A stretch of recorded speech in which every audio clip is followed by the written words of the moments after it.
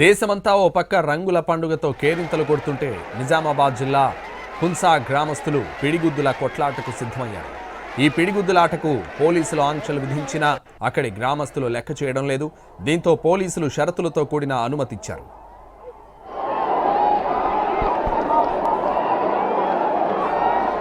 ఇదే విషయానికి సంబంధించి మరింత సమాచారం మా ప్రతినిధి బాలకుమార్ లైవ్ లో అందిస్తారు. బాలకుమార్, అన్న నేను ఫ్రేమ్ లో లేకున్నా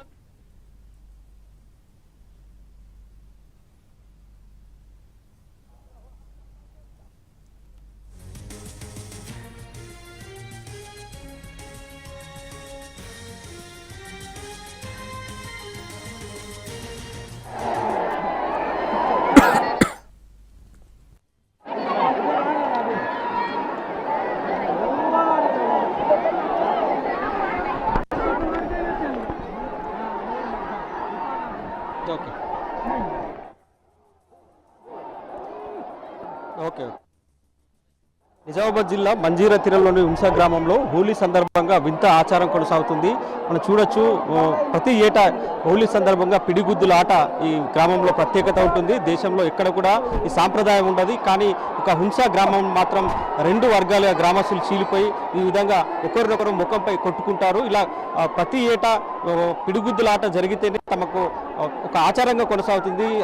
ఒకవేళ ఆట కొనసాగకపోతే మాత్రం అరిష్టంగా భావిస్తారు. అందులో భాగంగానే ప్రతి ఏటా ఈ వేడుక నిర్వహిస్తారు ఘనంగా. ఈ వేడుకను చూసేందుకు తెలంగాణ మహారాష్ట్ర సరిహద్దులకు సంబంధించిన వ్యక్తులు ప్రజలు పెద్ద ఎత్తున ఇక్కడికి చేరుకుంటారు. మనం చూడొచ్చు, పిడిగుద్దులాట చాలా ఉత్సాహంగా కొనసాగుతుంది. చాలా మంది ఇక్కడ పార్టిసిపేట్ అవుతున్నారు. ఈ వేడుకని ప్రత్యక్షంగా చూసేందుకు కూడా పెద్ద సంఖ్యలో ఈ చుట్టుపక్కల గ్రామాలతో పాటు పక్క రాష్ట్ర మహారాష్ట్రకు సంబంధించిన వ్యక్తులు కూడా పెద్ద ఎత్తున తరలివచ్చారు. ముఖాలపై గాయాలైనప్పటికీ కూడా ఆటను మాత్రం కొనసాగిస్తారు. తర్వాత అలైబలై చేసుకుంటారు. ఒకవేళ గాయాలైతే కాముడు కాల్సిన బూడిదని తమ ముఖాలకు రాసుకుంటారు. ఈ విధంగా ఏళ్లుగా సంప్రదాయం కొనసాగుతుంది. దాదాపుగా 100 ఏళ్లుగా సంప్రదాయం కొనసాగుతున్నట్లు గ్రామస్తులు చెప్తారు. అయితే ఈ పిడిగుద్దులాటకు ఎలాంటి అనుమతులు లేవని పోలీసులు గత 2 రోజుల నుంచి గ్రామ పెద్దలకు నోటీసులు ఇచ్చారు. గ్రామస్తులు ఈ ఆటను కొనసాగించవద్దని కూడా ఆంక్షలు విధించారు. కానీ దాదాపుగా దఫల వారీగా చర్చలు జరిగాయి. గ్రామస్తులు ఖచ్చితంగా ఆట నిర్వహించాల్సిందే, ఒకవేళ ఆట నిర్వహించకపోతే తమకు అరిష్టం జరుగుతుందంటూ ఆందోళన చెందారు.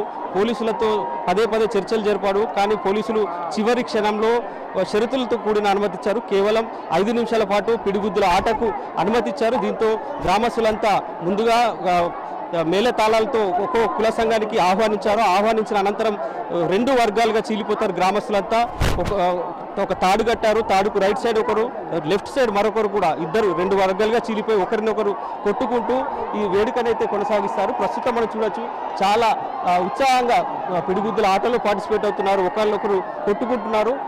ఈ ఫైట్ కొన్ని ఏళ్ళుగా కొనసాగుతుంది. దీన్ని చూసేందుకు చాలా మంది కూడా ఇక్కడికి తరలిస్తుంటారు, ప్రత్యక్షంగా చూస్తారు. ఇది ఒక హున్సాకే ప్రత్యేకత ఉంటుంది. తెలంగాణలో ఎక్కడ కూడా ఇలాంటి సాంప్రదాయం లేదు. దేశం మొత్తం కూడా హోలీ అంటే రంగుల పండుగ, రంగులతో సంబరాలు చేసుకుంటారు. ఉదయం నుంచి సాయంత్రం వరకు కూడా హోలీ ఆటలో మునిగి తేలుతారు.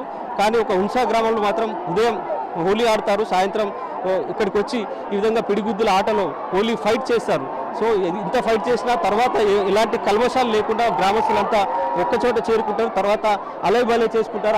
ఎక్కడో అక్కడ వెళ్ళిపోతారు. చూడు, అయిపోయింది కార్యక్రమం, ముగిసినట్లే. ఇప్పటి వరకు ఒకరినొకరు పిడిగుద్దులాట ఆడుకున్న గ్రామస్తులు ఒక్కొక్కరుగా ఇక్కడ నుంచి తమ ఇళ్లలోకి చేరుకుంటారు.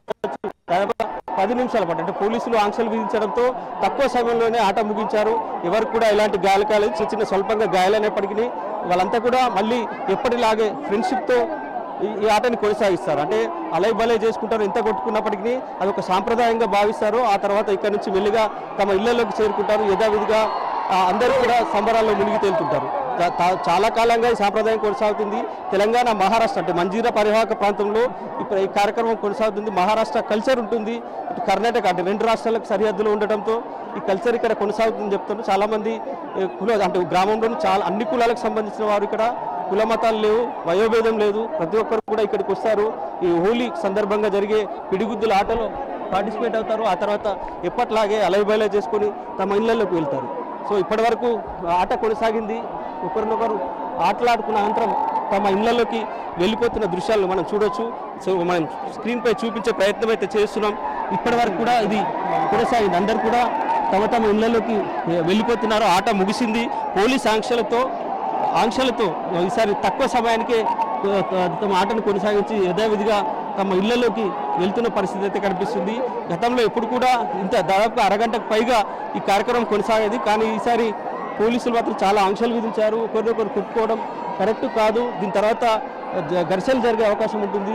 శాంతి భద్రతల సమస్య తలెత్తుతుందనే ఒక ఆలోచనతో ఈసారి కొన్ని ముందస్తుగా కుల సంఘాలకు నోటీసులు జారీ చేయడం, దీంతో కొద్దిగా వెనక్కి తగ్గరు. అయితే గ్రామస్తులంతా చర్చలు జరిపి ఖచ్చితంగా ఈసారి నిర్వహించాల్సిందే, నిర్వహించకపోతే తమ గ్రామానికి ఇట్లా కీడు జరుగుతుంది అనే అంశంతో పోలీసులతో చర్చలు జరిపి ఎట్టకేలకు పంతం నెగ్గించుకున్నారు. ఊరు గ్రామస్తులంతా కలిసి పిడిగుద్దులాటని కొనసాగించారు.